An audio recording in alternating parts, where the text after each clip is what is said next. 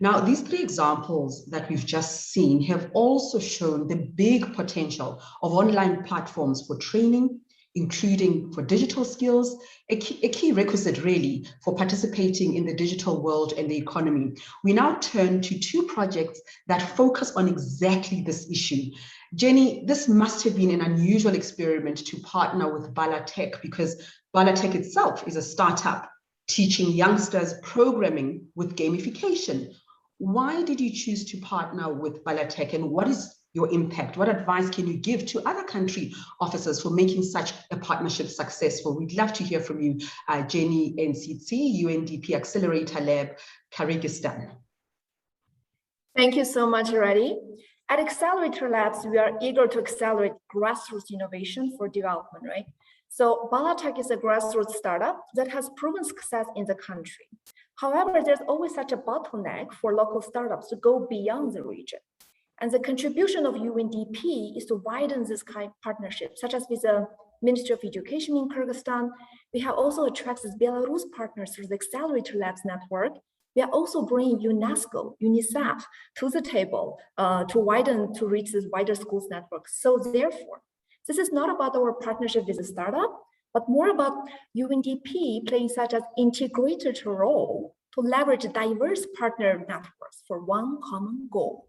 We want this our digital learning to be inclusive and equitable. This is especially critical in the context of COVID-19 with this growing digital divide. BalaTech has a great solution. Soon we'll be reaching over 50,000 youngsters in the CAS region to learn programming, and half of them will be girls. Well, on the side of the advice, we are humbled to share our learned lessons. BalaTechs are not like startups, are not like corporate partners. They need more open and intensive communication, and we need to catch up with their speed. We managed to find our common ground through very deep listening, presenting our empathy, and sharing even a very small progress, but on a regular basis. Along this journey, we also came across a question on intellectual properties and data privacy. In such a joint partnership with the private innovators, who owns IP? Can we share IP? Moreover, our end users are children and adolescents, and how we can better to protect their data privacy. Today is a digital X graduation, but it is not the end of our story. And we need to think through the sustainability issue, how to better to mainstream this grassroots innovation to UNDP programmatic framework.